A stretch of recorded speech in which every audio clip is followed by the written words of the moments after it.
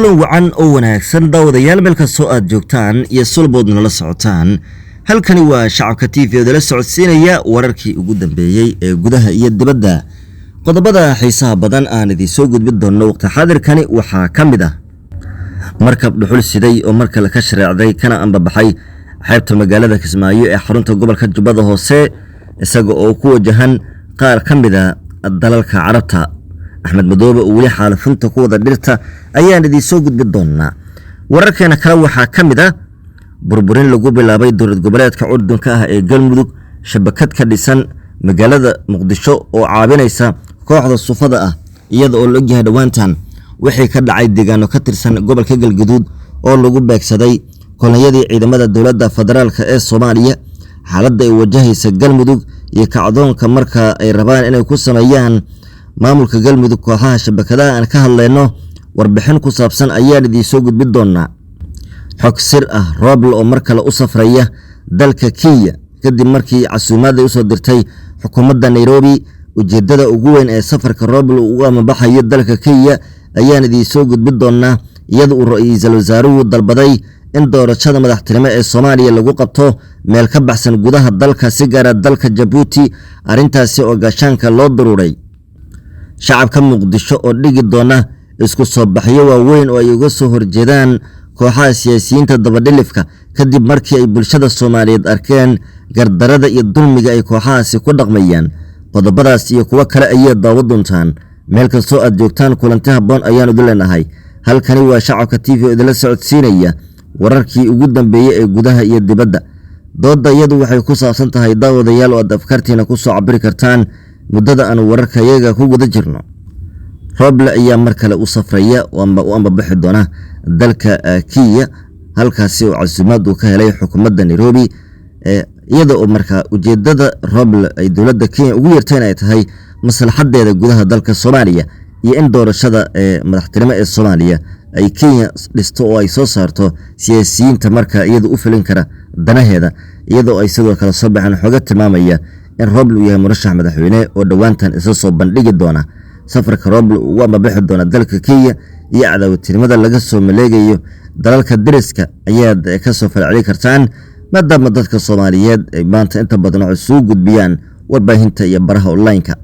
channelka subscribe hadin ahado muuqaalka like saara si faafiya oo gaarsiiya wararkeena malaayiinka Soomaaliyeed si ay qayb uga noqdaan dib u dhiska qaranka Soomaaliyeed. Soomaaliya oo maanta lagu soo duulay una baahan shacabka Soomaaliyeed inay midoobaan oo ay midnimadooda iyo dowladnimadooda ilaashadaan waa qodobka ugu weyn iyo hawsha maanta hortaala shacabka Soomaaliyeed gaar ahaan kuwada wadaniyiinta ah. waa inoo sidaas aynu ku bilowno tafaasiisha wararkaasi oo faahfaahsan. bishaaro dhammaan ummadda Soomaaliyeed waxaa loogu bishaareynaya in macadka barashada Qur'aanka Kariimka iyo xafdintiisa ee Nuurul Furqaan idin soo kordhiyay qaab casri ah oo online ah laguna baranayo xafdinta Qur'aanka Kariimka qolkii eebe.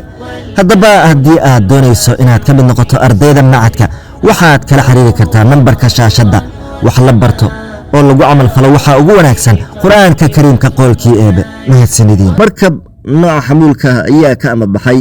xeebta magaalada Kismaayo ee xarunta gobolka Jubbada Hoose. markabkaasi oo dhowrkii toddobaad ee la soo dhaafay ku xirnaa xeebta macmalka ee Kismaayo ayaa markii hore halka geeyay shaxnad bagaasha oo markaa ganacsato ay leeyihiin sidaan xogta ku helnay, balse markabka ayaa shareecday isaga oo markaa lagu raray dhowr tan oo markaa ay ka mid yihiin dhuxusha laga dhoofiyo gudaha dalka Soomaaliya ee sifada sharci darrada ah. inta badan dhuxushaasi looga saaro Soomaaliya maadaama dowladda federaalka Soomaaliya iyo qaramada midoobeyba ay horey u mamnuuceen dhoofinta dhuxusha iyo xaalufinta dhirta.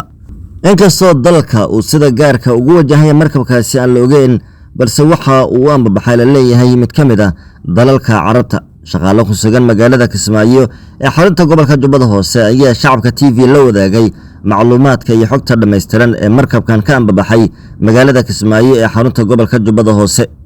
waa wax iska caadi ah in Axmed Madoobe uu dhuxusha ka dhoofiyo dekada macmalka ee magaalada Kismaayo. howshaasina ma ahan tuu hadda uu soo bilaabay Axmed Madoobe. Kenya, Axmed Madoobe, Imaaraadka Carabta iyo ururka Al-Shabaab ayaa si wada jir ah lacaga kaga sameeya dhuxusha laga dhoofiyo magaalada Kismaayo ee xarunta gobolka Jubbada Hoose. labadii bilba mar ayaa dhuxul safar sharci darro looga dhoofiyaa dekadda magaalada Kismaayo halkii dhirta la beeri lahaa gudaha dalka gaar ahaan goobaha uu gacanta ku haya maamulka Axmed Madoobe dhirta ayaa laga dhoofiyaa waxaana dhacda in xoolaha meel ay daaqaan iyo goob ay harsadaan ay waayaan taasi oo sidoo kale keenta ama sababta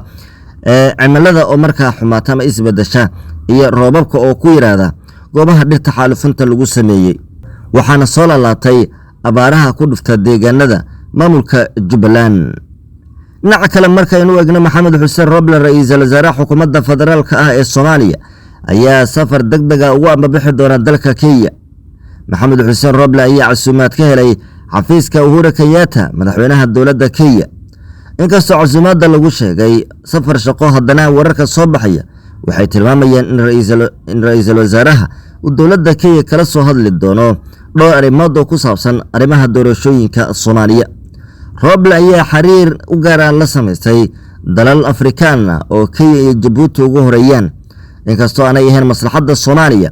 waxa laga gorgortamaya oo inta badan diiradda ay saarayaan dalalkaasi maslaxadooda dhinaca Soomaaliya mase ugu jirta waqtigan oo Soomaaliya doorasho ay ku jirto ay dowladahaasi doonayaan in isku kaashadaan sidii ay u dhisi lahaayeen siyaasiga furin kara rabitaankooda iyo danahooda dhanka Soomaaliya horey waxa u soo baxday warbixin sheegaysa in Maxamed Xuseen Roble uu yahay murashax madaxweyne oo dhawaan isa shaaci doona kaasi oo dagaal xoogan la galay xafiiska madaxweynaha Jamhuuriyadda Federaalka ah ee Soomaaliya ujeedka ugu weyn ee safarka ra'iisul wasaaraha ee dhanka Kenya ugu ambabixi doona dhawaantan ayaa ah sida xogahan la tilmaamayaan in dowladda Kenya u soo dhiibto macluumaad iyo sidoo kale go'aanadeeda ku saabsan doorashada hoggaanka sare ee dalka dowladda Kenya ayaa la aaminsan yahay inay wadato dhowr murashaxiin ah oo ay ugu horeeyaan Saciid Cabdullaahi Dani oo Kenya Imaaraadka Carabta garab ka haysta Xasan Sheekh Maxamuud Xasan Garguurte madaxweynihii hore ee Soomaaliya Cabdiraxmaan Cabdishakuur Warsame iyo siyaasiyiin kale oo hore loogu bartay inay hagardaamaynta qarankan Soomaaliyeed ka shaqeeyaan safarka ra'iisul wasaaraha ee dalka Kenya uu ku tagi doono sidoo kale waxa qayb ka ah in laga gargarootamo kuraasta 16 ee taala magaalada Garbahare ee xarunta gobolka Gedo kuraastaasi oo dowladda Kenya damac weyn ay ka leedahay in gabigood bay gacanta ku dhigto Roble waxa uu ku dhici waayay inuu si toos ah go'aan kaga soo saaro kuraasta Garbahare sidaas taasi badalkeedsa wuxuu maceen baday in qaab siyaasadeysan oo markaa indhasircadin ah uu ku taageero Axmed Maxamed Islaam Axmed Madoobe sidii uu kuraastaasi u boobi lahaa wararka shacabka TV ayaa la socotaan daawadayaal oo daawaneysaan meel kastoo aad dunida ka joogtaan kulanti haboon ayaanu dileenahay oo ka soo aragtay dhiibta qodobada wararkeena dibadbaxyo ayaa la rajeynayaa in ay ka dhacaan magaalada Muqdisho caasimadda dalka kuwaasi oo loogaga soo horjeedo kooxaha dabadhelifka ah iyo dalalka shisheeye ee hadii goorale ka shaqeeya hagardaamada qarankan iyo ummadda Soomaaliyeed qaar ka mid ah bulshada Soomaaliyeed ayaa inoo sheegay in si joogto ah ay kulamo ugu leeyihiin hoteelada iyo sidoo kale goobaha la isugu yimaado ee caasimadda iyaga oo ka arinsanaya shacabka cid ay taageeri lahaayeen 4 sano ee soo socota inay Soomaaliya majaraha u qabato mar kale bulshooyinka Soomaaliyeed ee ku dhaqan magaalada Muqdisho ayaa aad ula dhacsan hogaaminta wanaagsan ee aaminaadda leh ee madaxweyne Maxamed Cabdullaahi Farmaajo waxay shacabku sheegeen inaysan aqbali doonin kooxihii hore u soo dhibaatay ummadda Soomaaliyeed mar kale in ay dhibaateeyaan Soomaaliya waxaa la filayaa in magaaladu ay ka dhacaan isku soo baxyo waaweyn oo ay shacabka Soomaaliyeed ku muujin doonaan rabitaankooda iyo madax banaanidooda gabagabadiina markaynu eegno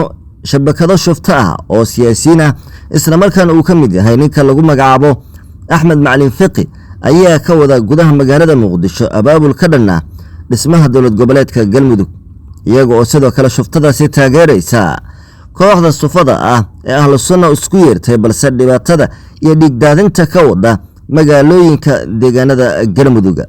dhawaantan weerar kooxda sufada ah ay ka geysteen qayb ka mid ah gobolka Galguduud waxa ku dhintay askar iyo saraakiil ka tirsan dowlad goboleedka Galmudug ahlu sunna qoladii hore ugu magac baxday balse sufada ayaa wada daadinta dhiiga shacabka halka ay la dagaalamayaan ciidamada dowlad goboleedka iyo kuwa dowladda federaalka ee Soomaaliya kooxda awoodda iyo dhigdaadinta ku raadinaysa xelalka iyo siyaasadda ee Shaakir iyo Maxamuud hogaaminayaan ayaa u muuqda mar kale in ay soo laba kacleeyaan warkood kala socoteen daawadayaal shacabka TV waqti xaadirkani wanaaginta waad ku mahadsantihiin daawashada wararka waa inoo qeybaha kale ee wararka gobol bay gobol kasta ku xanaada shacabka TV nabadgeliyo